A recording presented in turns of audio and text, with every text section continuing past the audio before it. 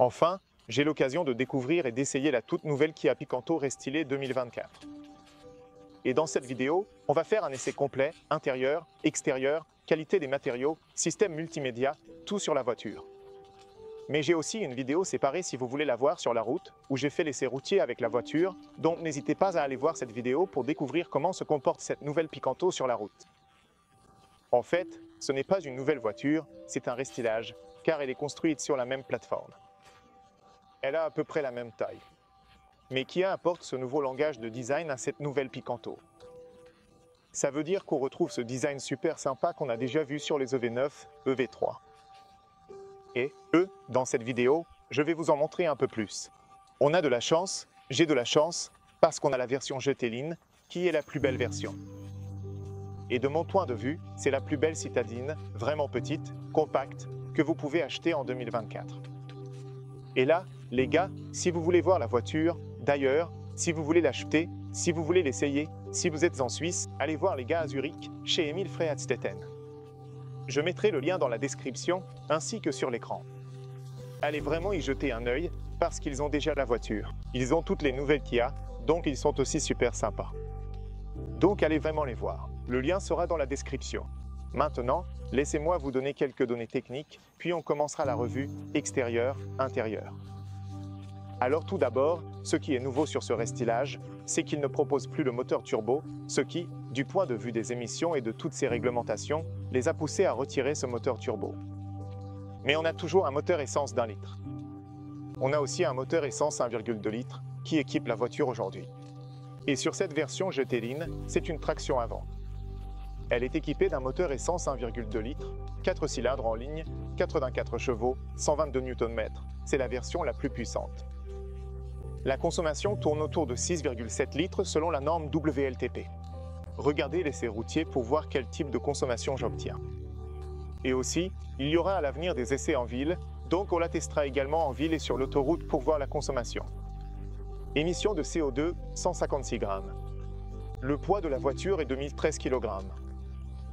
Elle est équipée, d'ailleurs, d'une boîte automatique à 4 vitesses, une boîte à 4 rapports et automatique, qui ressemble davantage à une boîte manuelle avec une transmission automatique robotisée. Cela signifie qu'elle fonctionne comme une boîte manuelle, mais avec un robot qui change les vitesses. Mais j'explique tout ça plus en détail dans la vidéo d'essai, donc n'hésitez pas à aller la voir. Ensuite, on a le volume du coffre, 255 litres. Et si vous rabattez complètement les sièges, vous atteindrez 1010 litres. La capacité du réservoir de carburant est de 35 litres. La garde au sol est de 15,1 cm. Et le rayon de braquage est de 9,4 m. La suspension à l'avant est indépendante de type McPherson et à l'arrière, la voiture est équipée d'une barre de torsion. Et voilà les données techniques et informations les plus importantes concernant la voiture. Maintenant, les amis, sortons et commençons la revue. Et d'ailleurs, en ce qui concerne le prix, les prix changent tout le temps et selon le pays où vous vous trouvez, cela peut être différent.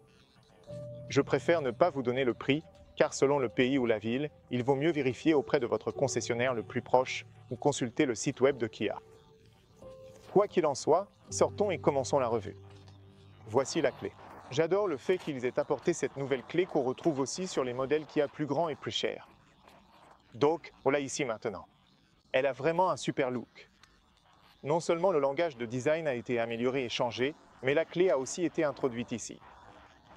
Et ce que vous pouvez faire avec la clé, c'est essentiellement verrouiller la voiture d'ici. Vous pouvez la déverrouiller. Vous pouvez ouvrir le coffre. Il n'y a pas de haillon automatique, mais vous pouvez tout de même déverrouiller le coffre avec ce bouton. Maintenant, quand vous vous approchez de la voiture, vous pouvez configurer la voiture pour déployer les rétroviseurs, pour ouvrir les rétroviseurs. Mais pour déverrouiller la voiture, il faut venir ici, au poignet, et appuyer sur ce bouton. Donc, à partir d'ici, vous pouvez verrouiller et déverrouiller la voiture. Vous pouvez voir qu'elle est aussi équipée de rétroviseurs rabattables électriquement et j'ai remarqué que le mécanisme fonctionne assez rapidement, ce qui est vraiment bien. Et cela signifie qu'il s'agit d'une bonne qualité. Et n'oublions pas quelque chose, les amis. Comme vous le savez probablement, Kia vous offre toujours une garantie de 7 ans, ce qui est vraiment appréciable de mon point de vue. Et quand on compare avec d'autres constructeurs automobiles, je pense que c'est un énorme avantage, au moins pour cette voiture. Et aussi, ici en Suisse, il vous offre une assistance de 7 ans, ce qui est également un autre atout. Cette nouvelle Kia Picanto est construite sur la même plateforme que la version précédente.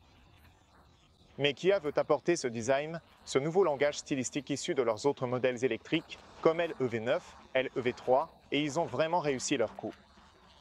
C'est un restylage, mais un restylage qui donne l'impression d'une toute nouvelle voiture. Et elle est livrée avec tellement d'équipements, surtout dans cette version GT-Line. Elle est tout simplement magnifique. Les jantes de 16 pouces et tout le design de la voiture sont vraiment superbes.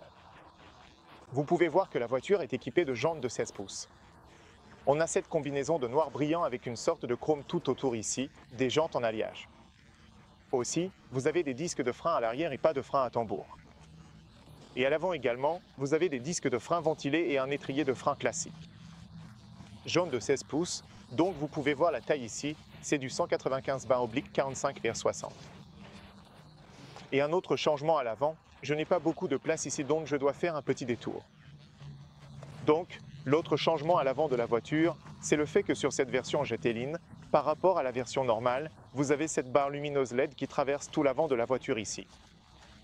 Sur l'autre version, la version d'entrée de gamme, il y a du chrome à cet endroit. Mais sur cette GT-Line, il y a cette barre lumineuse LED qui est magnifique à l'avant de la voiture. Aussi, très beau look, également, ces phares LED que vous avez ici, la lumière de jour, et ici nous avons les feux de route. Ici, c'est le feu de croisement, et là, le feu de route qui est entièrement à LED. Ça rend vraiment bien. Ce n'est pas un système matriciel, mais c'est un éclairage entièrement LED. Le clignotant est aussi très joli avec ses lignes parallèles et la lumière de jour qui se trouve sur la partie supérieure. C'est la signature, le nouveau design, la signature. Ensuite, vous avez un peu de noir laqué ici sur la calandre, qui n'est plus vraiment une calandre, car la seule vraie calandre se trouve en bas, également en noir brillant. Et ici, vous avez le radar pour le freinage d'urgence et les fonctions de sécurité. La voiture n'est pas équipée du régulateur de vitesse adaptatif ni de l'autopilote, mais elle dispose d'un radar utilisé pour le freinage d'urgence, ce qui est aussi une fonction de sécurité devenue quasiment indispensable en Europe, du moins en 2024. Ici, vous avez une caméra qui peut lire les panneaux de limitation de vitesse et vous avez aussi des capteurs pour la lumière et la pluie. Sur la partie inférieure, sur la calandre, vous pouvez voir à quel point elle est spectaculaire, sportive et puissante. Donc, elle reprend un peu de la puissance de l'EV9, si ça a du sens. Ça a vraiment de la gueule, c'est super agressif, tout ce design avec l'avant imposant, les lignes et les éléments en finition brillante, avec, un élément sur le côté qui ressemble à une fausse prise d'air, parce que ce n'est pas une vraie prise d'air, mais cet élément factice rend vraiment bien sur la voiture. Et ça, c'est pour l'avant. Ici sur le côté, si vous regardez le bas de caisse, vous pouvez voir qu'ils ont ajouté cet élément en plastique qui protège la peinture de la voiture, mais qui rend aussi la voiture beaucoup plus, jolie, beaucoup plus sportive. Clignotant à LED ici sur le cache du rétroviseur, qui est de la même couleur que la voiture. Les rétroviseurs sont assez grands, donc vous avez une bonne visibilité. Le témoin d'angle mort, il est ici sur le rétroviseur. Voici les poignées. Concernant les poignées et la qualité, c'est très similaire à la version précédente. La qualité est plutôt bonne. Ça sonne plutôt bien. Là-haut, sur le toit, vous avez l'antenne en forme d'aileron de requin et ici, sur le becquet, c'est le seul endroit de la voiture que j'aurais aimé voir un peu différent. Ils l'ont laissé un peu trop simple. C'est trop simple. C'est juste la peinture de la voiture et un simple becquet. Je m'attendais à avoir quelque chose comme du plastique noir brillant, un joli design là-haut, mais à part ça, la voiture est fantastique. À l'arrière, vous pouvez voir les nouveaux feux arrière qui sont entièrement à LED. Donc, en gros, il n'y a aucune ampoule halogène dans le système d'éclairage. Vous en avez effectivement ici sur la plaque d'immatriculation, parce que là vous avez une lumière jaune normale, mais à part ça, tout est en LED. Même le feu anti-brouillard et même, le feu de recul de l'autre côté ici, c'est, si je ne me trompe pas, c'est aussi en LED. Non. Ou, je ne suis pas sûr. Je n'ai pas vu. Je ne peux pas le voir, mais je pense que c'est une lumière halogène normale. Mais à part ça, vous pouvez voir qu'il y a presque une barre lumineuse sur toute la largeur à l'arrière de la voiture, un éclairage LED, avec la même signature pour les clignotants ici. Et si je ne me trompe pas, les clignotants sont aussi des lumières LED. Je n'arrive pas à bien voir à l'intérieur, mais je ne suis pas sûr. Si certains d'entre vous le savent avec certitude, dites-le moi, mais on dirait bien que c'est une lumière LED. Ici en bas, sur le pare-choc, vous avez du noir brillant ainsi qu'un diffuseur de lumière et, ça rend vraiment bien. Vraiment, vraiment bien. Vraiment sportif et sympa. À l'arrière, vous avez 3 capteurs pour le stationnement et sur le côté gauche ici, on a le réservoir, un réservoir de 35 litres qu'il faut ouvrir à partir d'ici. Donc il faut tirer ceci. C'est aussi ici que vous ouvrez le capot, d'ailleurs, et je vais vous montrer le capot dans un instant. Voici le réservoir, les gars, réservoir de 35 litres. Voici la trappe, toute simple, rien de spécial, rien de compliqué ici. Et globalement, voilà la voiture. À l'arrière, vous avez l'inscription Picanto ici et, sur la droite, GT-Line, dont vous savez de quelle version il s'agit. La caméra de recul, elle est ici en haut, et juste à côté de la caméra de recul, il y a la poignée pour ouvrir le coffre. C'est un peu compliqué de faire la revue de la voiture ici. Il y a beaucoup de voitures qui passent, beaucoup de gens qui vont et viennent, donc c'est un peu compliqué de rester concentré sur la revue et sur ce que je veux dire. Mais en général, je vous le dis, la voiture est vraiment sympa. J'étais tellement excité de la tester, mais maintenant qu'il y a autant de monde qui me dérange ici, je n'arrive pas à me concentrer sur ce que j'ai à dire. Bref, à l'avant ici, vous avez un coffre avant manuel, donc ce n'est pas automatique, mais il est très léger, et ça, c'est quelque chose que j'aime bien. Ici, c'est le moteur essence MPI de 1,2 litres. C'est un 4 cylindres en ligne associé à cette boîte automatique à 4 vitesses, batterie 12 volts, boîte à fusible sur le côté droit, le liquide de refroidissement et le liquide pour les essuie-glaces se trouvent ici avec le bouchon bleu. C'est très silencieux. Le moteur est extrêmement silencieux. Je conduis la voiture et j'aime à quel point elle est silencieuse aussi quand on la conduit. Aussi, quand la voiture est allumée, là en ce moment le moteur tourne et il est extrêmement silencieux. On entend à peine le moteur. J'ai déjà enlevé cette protection du coffre, comme ça vous pouvez mieux voir l'ouverture. D'habitude, il y a cette protection tout autour de la partie supérieure. Grande ouverture, vous avez une entrée assez carrée, ce qui vous permet d'y mettre pas mal de choses. Je veux dire, pour une petite voiture comme ça, une compacte, je pense qu'il y a largement assez de place pour mettre vos affaires et même partir en vacances ou en week-end si vous n'avez pas 2 enfants. Mais oui, c'est relativement bien. Il y a un peu de plastique à l'entrée. Vous avez environ 5 cm ici. Ce n'est pas un plancher plat. Vous avez des crochets à gauche et à droite. Vous avez une ampoule halogène normale, une lumière jaune. Ici, vous avez un crochet. Ce qui m'a surpris, les gars, dans le coffre, c'est ce qu'il y a sous le plancher. Quand vous soulevez ceci, vous avez encore 10 cm d'espace ici où vous pouvez mettre pas mal d'affaires, peut-être 25 à 30 cm de profondeur ici. Et puis sous le plancher, il y a un autre plancher, et sous cet autre plancher, vous avez encore un énorme espace où vous pouvez même mettre une roue de secours ici, ce qui m'a vraiment impressionné de voir à quel point cette petite voiture a beaucoup d'espace dans le coffre. Franchement, super pratique. Si vous voulez rabattre les sièges, il faut le faire en 60/40e, donc vous n'avez pas la possibilité de rabattre la partie du milieu. Mais une fois que vous rabattez les sièges, vous verrez que vous avez plein d'espace pour mettre différents objets, transporter des bagages ou des objets volumineux sans aucun problème. C'est aussi pratique si vous allez chez Ikea ou pour ajouter des meubles ou n'importe quoi, des courses ou tout autre gros objet, vous pouvez le mettre ici sans aucun souci. C'est quelque chose que j'ai vraiment apprécié voir. Aussi, ici, on a une grande ouverture parce que toutes les vitres sont sur la porte, ce qui vous permet d'avoir une grande entrée à l'arrière et de bien voir. Également à l'arrière, grande ouverture sur le côté, grande entrée. Le plancher est assez plat ici, la qualité est relativement bonne. Au niveau de l'espace pour les jambes aussi, vous avez pas mal de place parce qu'il n'y a pas ce tunnel de transmission. Donc, côté praticité, de mon point de vue, c'est vraiment très bien aussi à l'arrière. Laissez-moi vous montrer à quel point vous pouvez baisser complètement la vitre à l'arrière, parce qu'il y a 2 vitres. L'une est fixe, l'autre peut être complètement descendue. C'est fantastique, super utile. En plus, ça fonctionne assez rapidement. J'aime bien ça. La qualité du bouton est plutôt bonne. Sinon, il y a du plastique partout. Du plastique, du plastique, du plastique, du plastique. Vous avez un haut-parleur, mais il n'y a pas d'espace de rangement ici dans les contreportes. Il y a un peu de piano black. Sinon, c'est tout à fait correct. L'entrée, grande, immense entrée. D'ici, vous pouvez voir ces sièges en cuir. Ils ont vraiment belle allure. J'aime beaucoup les sièges en cuir. Ils donnent l'impression d'être plus chers que dans une petite voiture. Donc, si vous ne regardez que les sièges, vous pourriez croire que c'est une voiture plus grande, une voiture plus chère. C'est vraiment de la bonne qualité et j'aime ça. Et aussi, les sièges vont jusqu'au bord, ce qui veut dire que vous avez beaucoup d'espace. Vous avez l'isofix, vous pouvez installer 2 sièges d'enfants ici. Vous n'avez pas d'accoudoir, mais les sièges sont perforés. C'est pratique. Même s'ils sont en cuir, ils sont perforés, donc en été, vous n'allez pas trop transpirer. Derrière le siège avant, il y a du cuir partout. Vous n'avez pas ce plastique ici, ce qui est super. C'est beaucoup plus confortable. Maintenant, au milieu, vous avez un port USB-C juste ici en bas. Vous pouvez voir qu'il est illuminé en rouge. À part ça, vous n'avez pas de bouche d'aération à l'arrière. Mais j'ai réglé le siège conducteur à ma position de conduite pour que vous puissiez voir combien d'espace j'ai derrière moi. Donc je fais ça, 173 cm et voici l'espace derrière moi. À peu près 7 doigts et je peux étendre mes jambes sous le siège avant.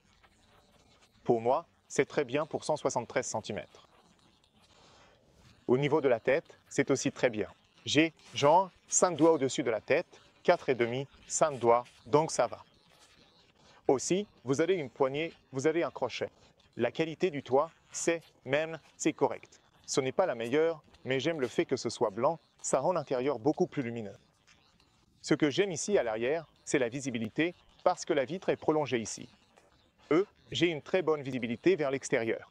Et globalement, le confort à l'arrière, étonnamment, pour une voiture aussi petite et compacte, je dois vous dire, pour moi, c'est plutôt bien. J'ai un bon confort. Et j'aime le fait que les sièges, je ne sais pas si vous avez remarqué, mais les sièges ne restent pas droits.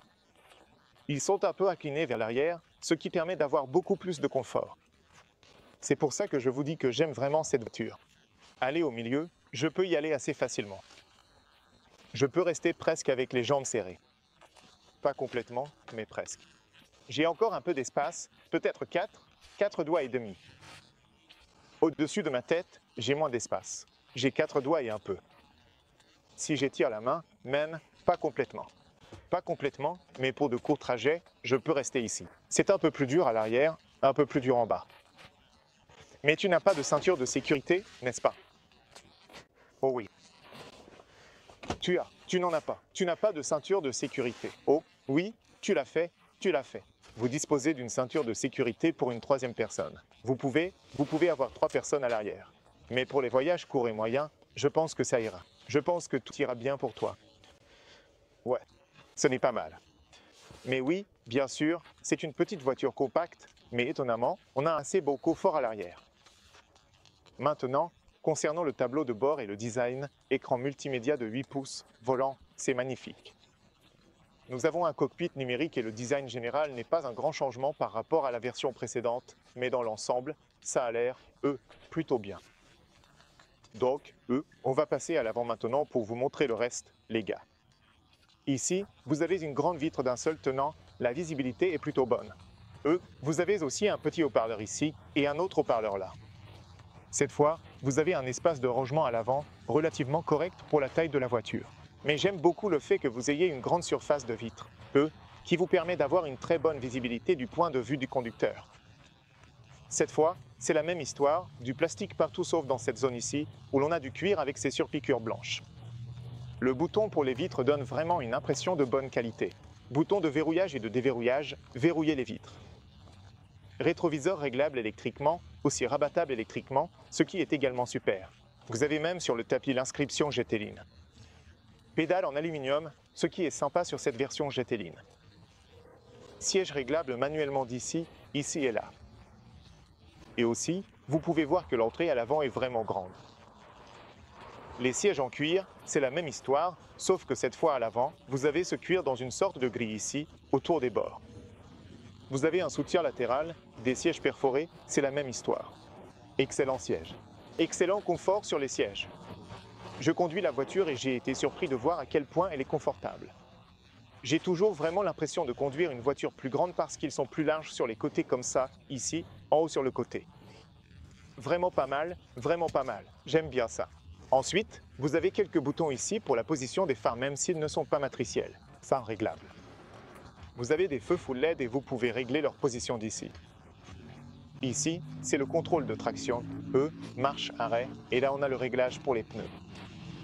Ici, on a ce nouveau type de design d'aérateur que vous avez aussi vu sur d'autres modèles de Kia, qui donne vraiment une impression de bonne qualité. Sinon, à part ça, partout sur le tableau de bord, c'est du plastique. Maintenant, allons à l'intérieur. La visibilité autour des vitres est parfaite. Je l'ai aussi dit dans ma vidéo d'essai.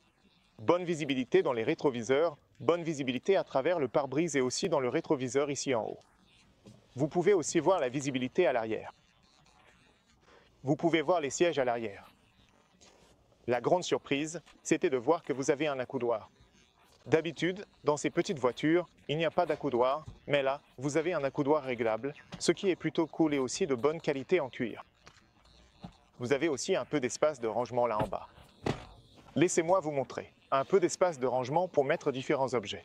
Vous avez un frein à main manuel, donc il est équipé d'un frein à main manuel. Encore un espace de rangement ici.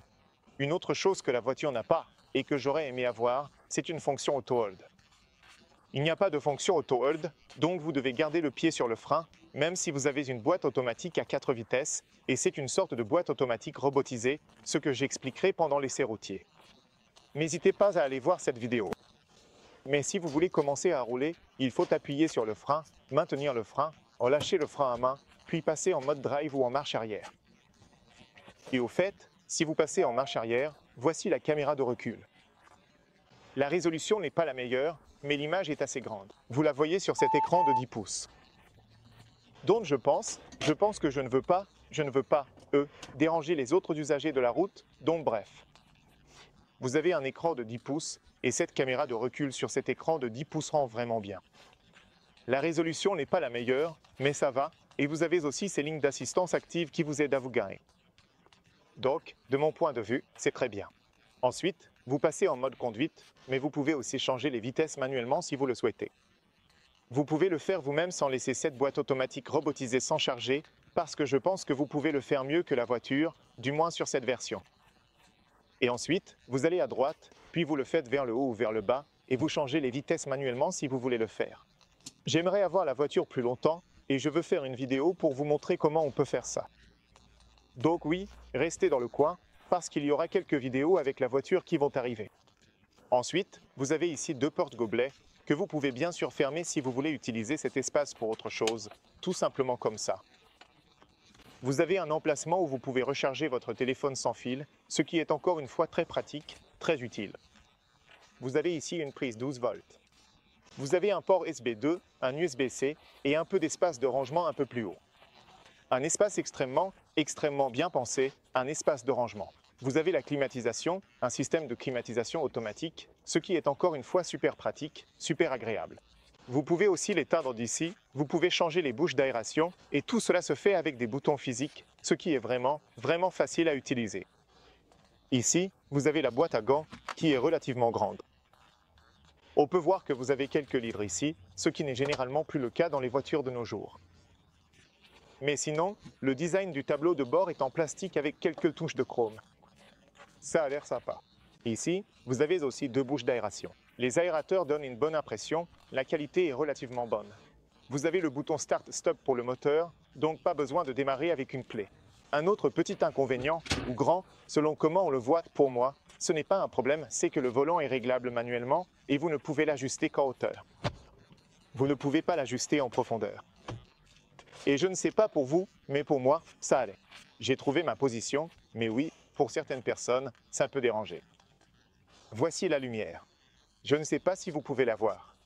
C'est la lumière et les phares. Eux, ce full LED. Bonne qualité au niveau du volant. Vous avez du cuir perforé, c'est sur piqûre blanche, une qualité superbe. Ce sont des boutons physiques pour différentes fonctions comme la commande vocale, le volume, etc. Et ici, des boutons physiques pour le régulateur de vitesse, et pour changer les différentes vues sur le cockpit numérique. Et à partir d'ici, vous pouvez changer pour voir, par exemple, la consommation. Et, coup de chance, nous avons le trajet des 656 derniers kilomètres avec cette voiture de démonstration, du moins en Suisse, et nous avons une consommation de 5,8 litres, donc c'est mieux que ce qu'ils estiment, ce qui est super, et sur les 160 derniers kilomètres, 6,2 litres. Maintenant, ça dépend de votre façon de conduire, mais oui, ce sont de très bons chiffres d'après ce qu'on voit ici. Vous ne pouvez pas ajuster ou changer le design. Ça restera comme ça, mais c'est bien d'avoir un cockpit numérique. Vous pouvez aussi voir la direction du GPS si vous le souhaitez, mais vous ne pouvez pas voir la carte entière, et vous pouvez également voir le régulateur de vitesse et quand vous l'activez, donc oui, c'est aussi plutôt sympa. Et puis vous avez le contour à droite et à gauche vous avez la vitesse. En plus, la voiture peut lire les panneaux de limitation de vitesse, donc vous pouvez le voir ici en bas. Je veux vous montrer quelque chose. Ici, vous avez un micro et là, vous avez une ampoule classique, donc vous avez une lumière jaune. Mais laissez-moi vous montrer quelque chose. Les gars, c'est mon design préféré de miroir de courtoisie. Regarde ça. Ma préférée de toutes les voitures, même les voitures chères, même Porsche, même, je ne sais pas, Mercedes. Regardez ça quand vous l'ouvrez. Tadam. Oh mon Dieu, regarde ce miroir de courtoisie. C'est faux, le plus beau miroir de courtoisie que vous ne vous attendriez jamais à trouver dans une Kia Picanto, dans une si petite voiture. Fantastique. J'adore la lumière LED. Mec, j'adore ça. Excellent travail, Kia. J'adore ce miroir de vanité. Ici, au milieu, vous avez un écran multimédia de 8 pouces, tactile bien sûr, et c'est en quelque sorte la même conception logicielle que celle que vous trouvez sur les autres voitures Kia. Le bon côté des choses, c'est que vous avez toujours le bouton de volume ici et ici. En plus, j'aime beaucoup que la navigation soit à peu près la même que sur les autres voitures, ce qui veut dire que ce n'est pas la meilleure du marché, mais elle est assez réactive, elle vous donne beaucoup d'informations. Vous avez la connectivité Internet et vous pouvez voir où il y a des travaux, etc. et vous pouvez définir la destination. Il vous montre différents itinéraires. Le chargement est relativement rapide et j'aime ça. En plus, il vous montre aussi le trafic. Bravo, vraiment bravo. Ce n'est pas le meilleur du marché, mais c'est plutôt pas mal. Vous pouvez connecter Android Auto et Apple CarPlay avec un câble, mais vous pouvez les connecter. C'est un avantage de la voiture. Vous avez les réglages de climatisation, quelques réglages de climatisation ici. Vous avez aussi les réglages de la voiture. Si vous allez dans les paramètres ici, vous avez les réglages du véhicule où vous pouvez modifier, toutes ces fonctionnalités de sécurité pour la limitation de vitesse et l'alerte d'attention du conducteur, la sécurité du conducteur, la sécurité au stationnement. Donc ici, vous trouvez toutes les fonctionnalités de sécurité que vous pouvez activer ou désactiver. Vous avez les réglages du combiné d'instruments, les réglages de la climatisation, les réglages des lumières, des portes et du confort. Vous avez aussi les réglages du son ici, où vous pouvez modifier différents paramètres de la voiture, l'assistance à la conduite, le contrôle de la radio, l'assistant du conducteur. Ensuite, nous avons aussi la disposition des thèmes, les réglages de l'affichage, la connectivité du téléphone. Et sur la deuxième page, vous avez les réglages généraux, où vous pouvez aller modifier les informations du système, trouver la date et l'heure, la langue, les claviers, les unités, kilomètres, miles, Celsius, Fahrenheit. Tous ces réglages se trouvent ici. Donc globalement, oui, ce n'est pas super complexe. Il n'y a pas tous les réglages que vous trouvez dans d'autres voitures Kia, les nouvelles Kia, mais dans l'ensemble, il y a presque tout ici. Oui, même le manuel, vous l'avez ici, même le mode silencieux, Kia Connect, les médias et, oui, la navigation, etc. Donc voilà. Bref, c'est tout pour aujourd'hui, les amis. Il fait sombre ici. Le bouton des feux de détresse est ici, parfaitement placé. Il fait presque nuit ici et j'ai presque fini avec la voiture. J'espère que vous avez trouvé des informations utiles ici. Si vous êtes en Suisse ou autour de la Suisse, allez absolument voir Emil Frey à Zurich, Altstad, comme ils l'appellent, donc allez vraiment leur rendre visite. Le lien sera dans la description, aussi affiché à l'écran. Ils sont super sympas. Ils vous aideront pour tout et en plus, vous pouvez tester la voiture. Alors, les gars, j'espère vraiment que cette vidéo vous a été utile, même si je l'ai faite assez rapidement. Je n'avais pas la patience d'attendre la voiture pendant un mois. Je voulais aller plus vite et je l'ai fait parce que c'est l'une de mes petites voitures préférées.